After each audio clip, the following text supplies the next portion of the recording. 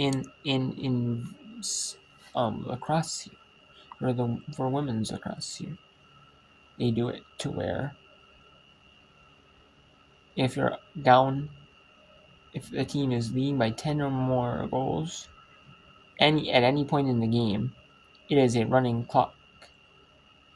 I mean, the clock doesn't run if there's like media timeout, like in between midway at the end of each quarter there's a media timeout, and then in the middle of each quarter there's a media timeout, and there's 15-minute quarters, so they don't do it constantly running clock. But when during that they don't, but like during like the live game action, it's a continuous, or there's a timeout called. They don't, but if there's like, it's a continuous running clock like otherwise. You know, during like live play, it's a continuous running clock until the score gets under like 9 or under. You know, and they do that so it speeds up the game, and because and it's like a mercy rule. It's not like a blow. So like one team, like the men's, I know do it. They have a continuous, no running clock. But some of the scores, you could get 20, 15, and 20, and it just gets ugly. It will kind of prevent like you don't tick up as like many goals, because if there's a running clock, and then like if there's goals, or if there's it's anything. If there's like a goal called, even if you score a goal and like the like the ref, you can see right there, like a goal, and then the clock will pretty much run out for the quarter, and they do like the stick check, and then they go to the center circle for the face-off. It'll pretty much be the end of the quarter, in the end of the half by the time they do that. They'll still do normal routine. It's just if the clock runs out at the end of the quarter.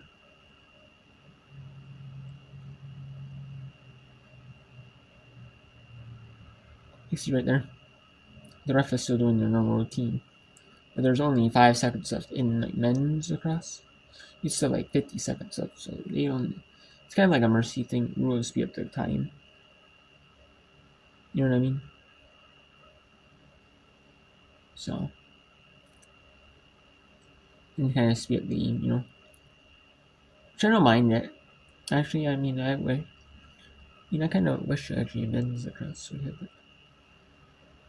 Actually speed up the time too. But I mean,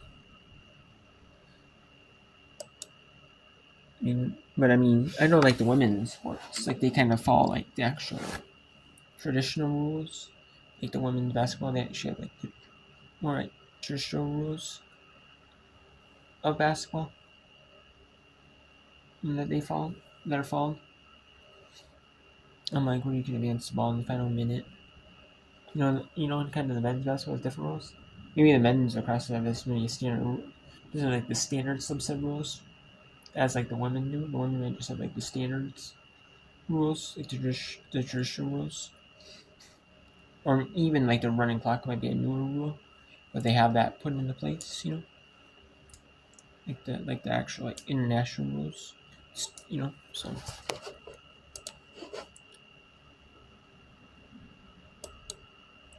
Anyway, let's go to now Charlotte and Radford here. Charlotte up 1 through 3 here. They're batting in the top of the 4th. Runner on first. Charlotte is 14-15 here. Charlotte is 14-15. And they are out of the American, while Radford is 15-16. And they're out of the Big South, so the winner is going to be 500. The loser is going to be just two games under 500. No, 2 under 500 instead of 1 under 500.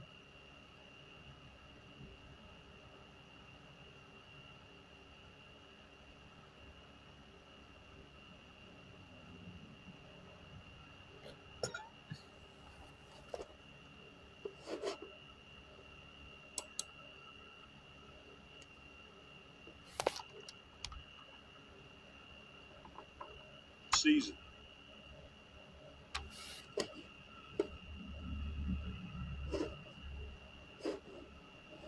Foul ball keeps Dirks alive in this at bat. And she found it off her shoulder arm. She's walking a long ways away from home plate here to walk off that sting. That's a terrible feeling, man, when you foul a ball off of whatever part. Looks like it's her right hip. Fortunately, today is a little warmer than it has been here, 65 degrees or so.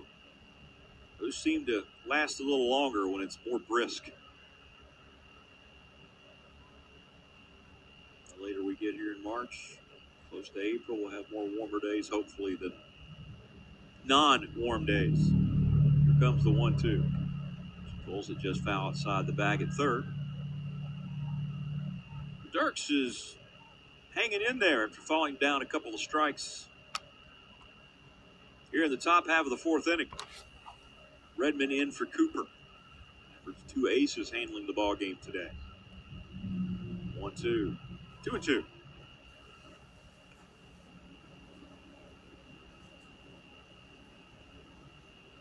Redmond does have 4 other appearances this year coming out of the bullpen. Previously 12 starts and 16 circle appearances. Here's the 2-2 pitch.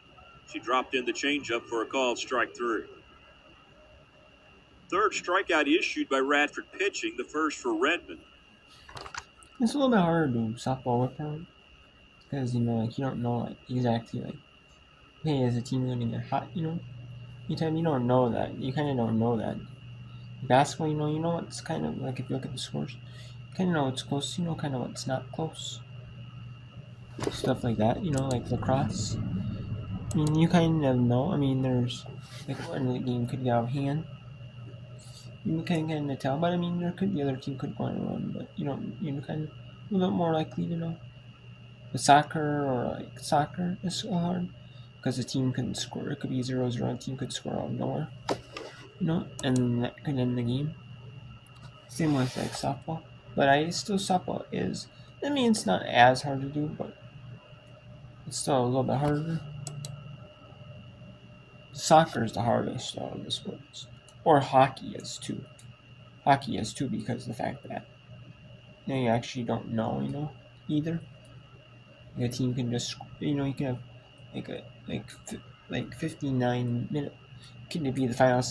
With 1 second on the clock. It could be 1-0, and it's 0-0 the whole rest of the game too. So, like in soccer too, college soccer, college hockey.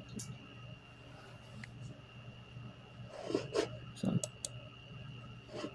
let's actually go to the announcers during this one. Insert rapper. And yes, I can go back to saying Charlotte. I can go back to saying because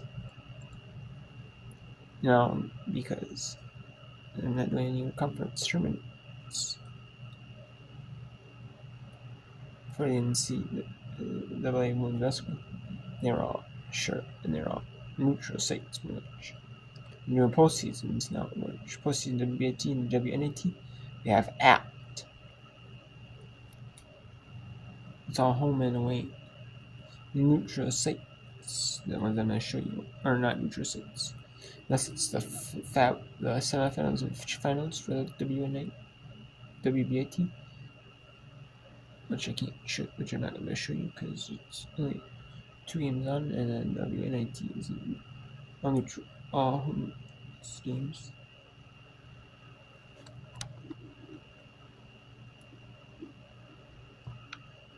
She has dropped that changeup in for a couple of called third strikes, and there is strike 1 to win.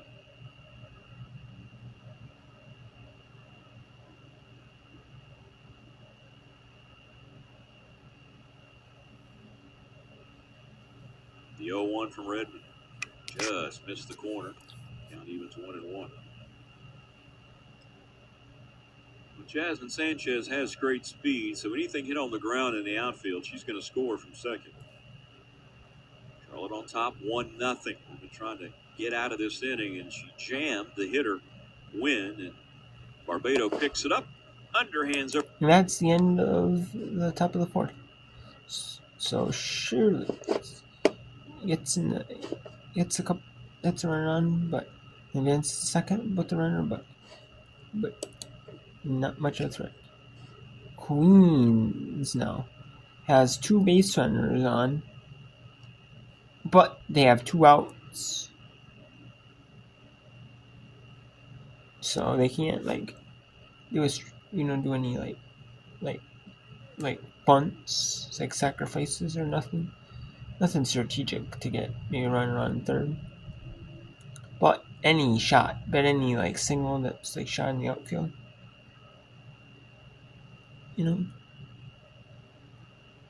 should get a run home for sure for Queens North Carolina, which is Queens University. So, and we have Boise State blown open on Pacific, trying Boise State to in the first, and then Vermont leads 12-0 over Central Connecticut. Women's cross. I'm going to show you one women's across here. Boston College and Brown and Binghamton Cornell as well. We had some other games here. Jacksonville put up a run rule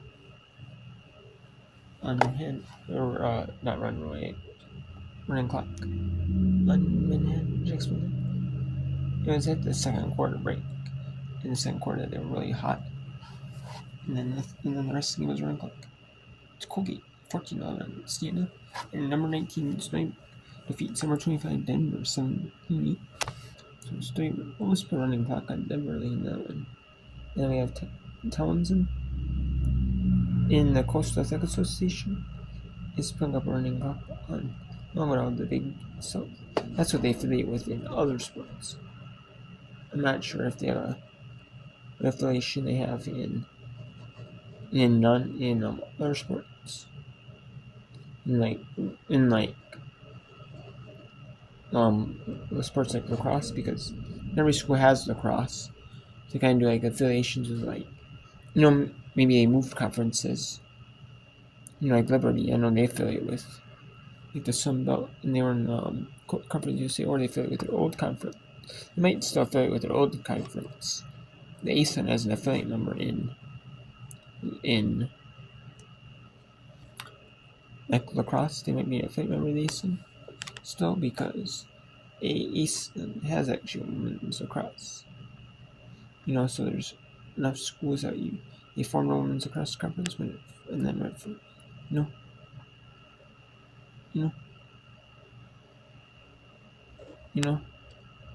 so that's what happens. There's enough schools that they have from the main institutions in the popular sports, and they have second, and then they bring them in like the West, but not as many schools have women's lacrosse. Some of them might be in like other conferences. There might be enough, and they're like, well, hey, we can form it. We can break away now. We may not be an affiliate. We're going to join our own conference. We're going to make our own conference. Go back to our main conference. And the school, and they're like, yeah, that's fine. You're just an affiliate member, anyways. You're not like a full-time member. So they understand. Like if Delaware State and the NEC, they affiliate with the NEC, some of the MEAC schools. If they had enough to where all 18 cotton schools, they said, hey, let's have a women's lacrosse program. They do it. All 8 schools would basically just have a MEAC. There'd be a MEAC women's lacrosse now. But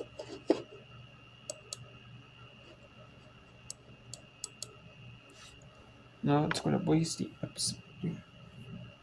Boise State trying to get another run on the board here, trying to make it 8 2.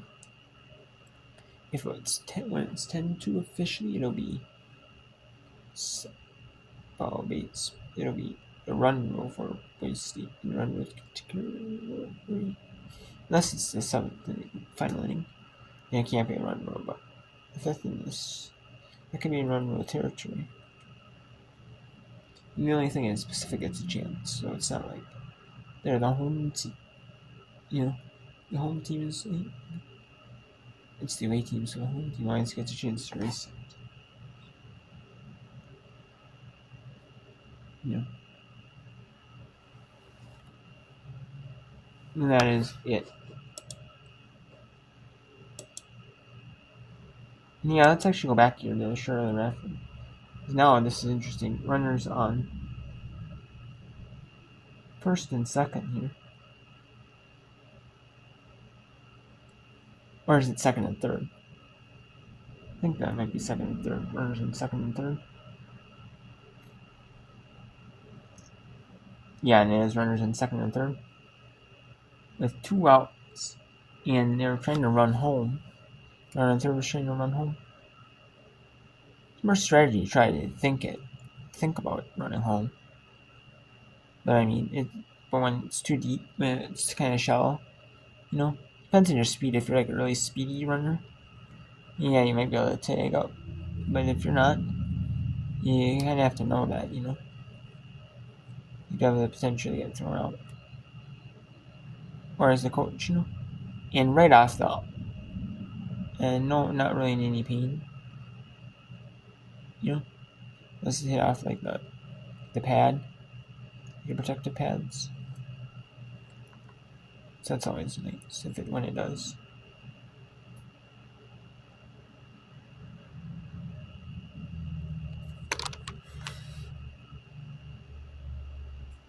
And no, it gets by.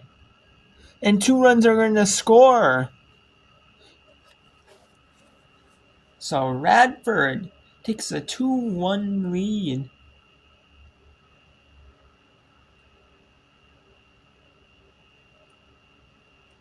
Wow, Radford. No, make it 3-1. That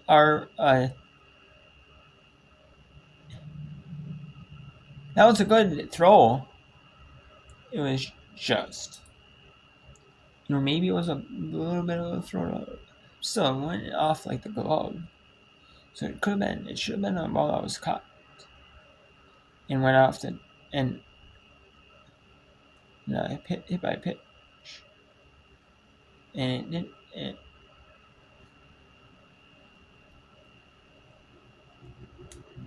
And it looked like at first it was just up and down with the bat. Maybe it could have been, because it is a hit by pitch, and Radford is in business now. Up 3-1.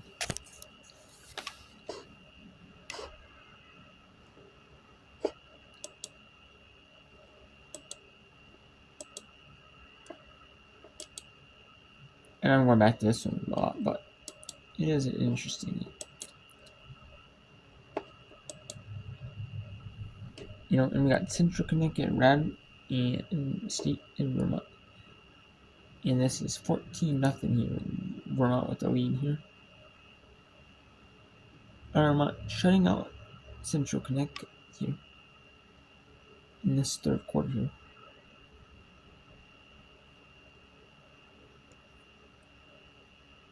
And you can see, and like the shot clock in the back right there, it does doesn't run when it doesn't run